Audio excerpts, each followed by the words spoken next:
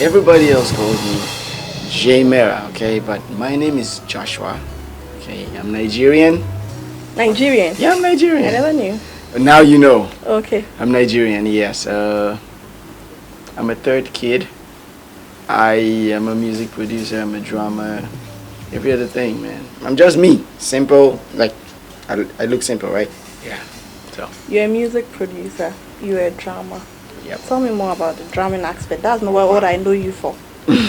That's what you know me for, Yeah, right? that's what I know you for. Well, I play drums. I play a lot of drums, at least to the best of my ability. And I've gotten the blessing, to get to play with some particular people, But I basically am a church kid. I play drums in church. I started playing drums in church. For how long? Okay, let me be straight. I've been playing drums for about 22 years now. Seriously? Yeah, seriously. I'm sure that's somebody's age in here, but yeah, I've been playing for about 22. And thing is, it's interesting even how I started, because I would say it every time, so I might as well say it again. Okay. It's not like I like drums. I never liked drums. I didn't even want to play. I hated drums because I thought that drummers were reckless, loud, Well, the people were like branded bad and everything. The drummer did this, the drummer did that, so I never wanted to be a drummer.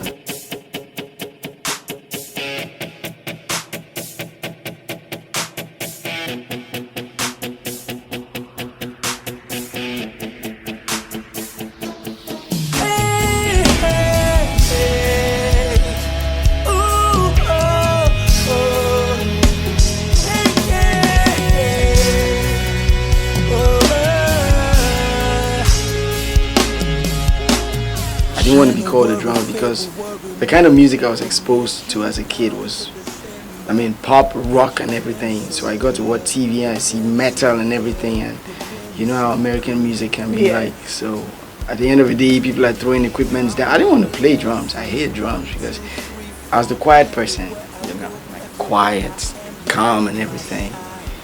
And then after a very serious set of series that happened, I always say this, that I actually had this dream that I thought was scary, that in this dream there was this man in there and he said, "Hey, how are you?" I'm like, "I'm fine." He said, "Pick up the sticks." There was a drum set nearby in the dream. Okay. So pick it up and play. Went straight to the kit and played. When I woke up, I was sweaty, man, like a real dream. I slept in the night and this is what I dreamt about. And then I think 1 year later, I was in the same church. It's like deja vu. But yeah, I was in the same church. Your dream come true. You might as well say that. My dream come true perfectly, because I just, wow. But this time there was no man in there. I just went and I saw the drum. I've been here before. I couldn't remember. I worked up the drum set and started playing the basic. I played like 3 hours. I played till my brothers came in and be like, "Hey, who taught you how to play?" I don't know, I'm just playing. I'm just playing, And that's how my journey began when it comes to drums and everything. My brothers were basically my first coaches, Taught me the things I needed to know. They taught me how to be a good drum engineer, like a drum tech, way before I even started playing. Wow. They taught me how to understand what happens around the set before I could even touch a stick, And it's been a lot, but yeah, I'm thankful to God, and I'm really, really thankful to my brothers, because trust me, man, they brought me to a point where I could actually make a decision on who wants to be my mentor, who do I want to study from. I did that.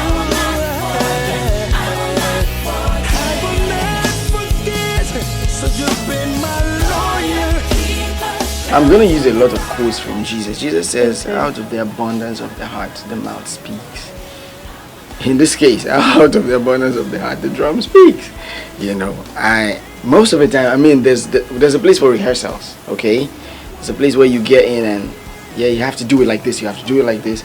There's a set list for everything, but there's a place where your heart matters. So you just sit behind the drums and be open and just play, So I just play. I don't try to hold back. That's the thing. I don't want to be limited by time or space or people around saying funny things, because trust me, they do say funny things.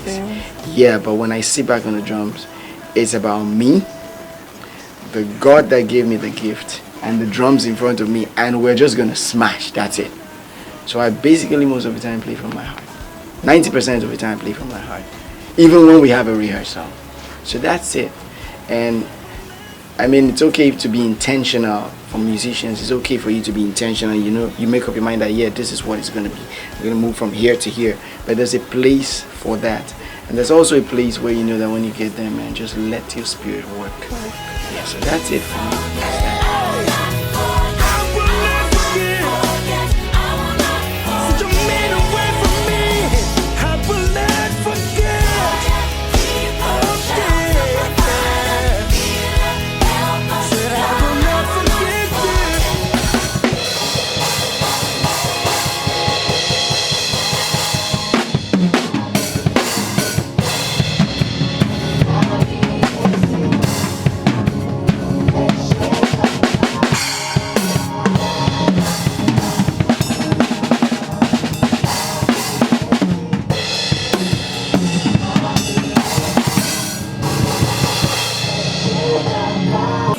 I'm not perfect.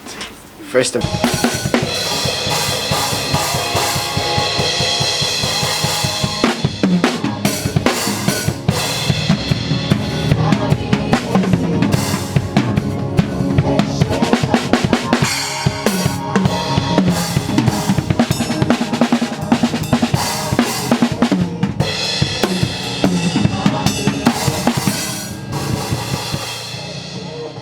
The drums, it's been working, let's say working with a lot of artists. Okay, for those of you who know me, a lot of you recognize me from Kwesi Oting's music. Okay, I respect Kwesi Oting so much.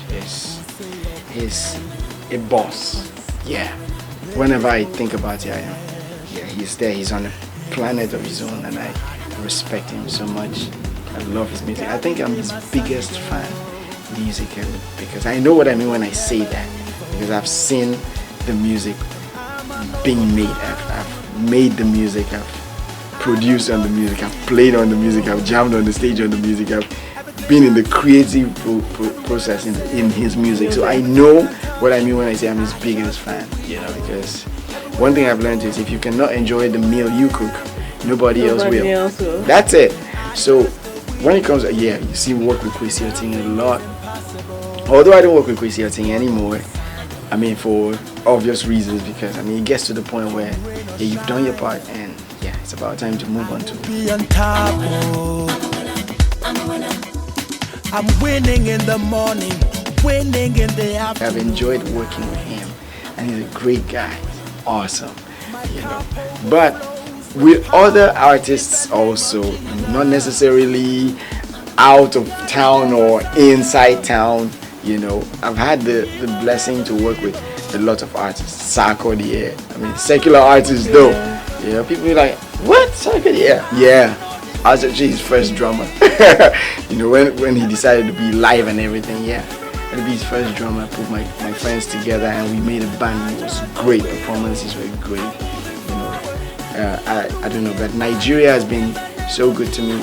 I'm sure you probably heard of Extreme Crew, Team Godfrey and Extreme Crew. That's my family basically. I used to be the drummer in Extreme Crew. So we can't keep you here in Ghana? Nah, you cannot.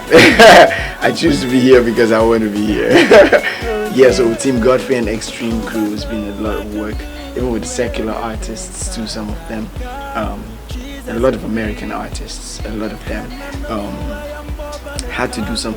I mean, there's bigger ones I cannot even mention for security reasons. Okay. Yeah, but I can mention a few, like Kenny Wharton. So it's an American preacher, a recording artist. Pastor Dominic Q. There's a lot of them, international recording artists. He's Ghanaian who lives in Canada. Okay.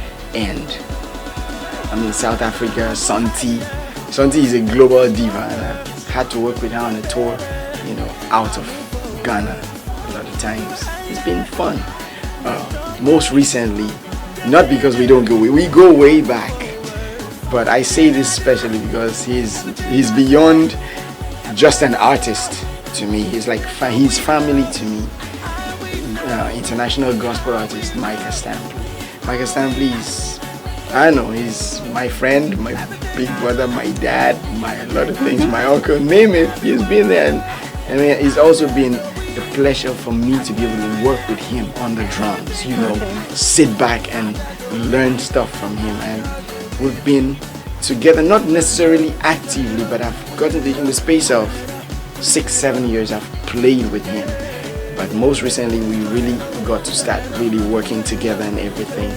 And 2017 is here. There's a lot of work for us to do together and everything. But I mean, he's been a blessing to me. It's been an experience. It's been a ride. Sometimes I'm on stage and I'm sad because I don't understand how this is working. And you know, those of you who are listening to this, don't get frustrated. It can be really frustrating sometimes. But listen, put your mind in it and work. Especially when you think it's not the usual. I mean, most of your biggest breaks will come in very unusual situations, so you might as well deal with it. Okay, so it's been like that for me, but it's been fun. Trust me, I've learned so much. I have had experiences, I've had exposure. Wow, it's great.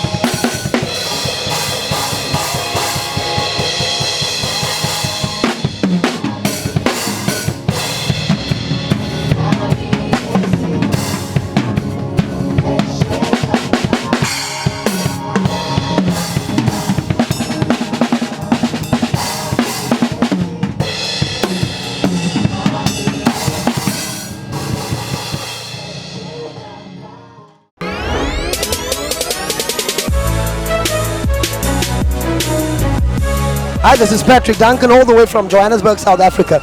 Keep watching City Gospel. This is it.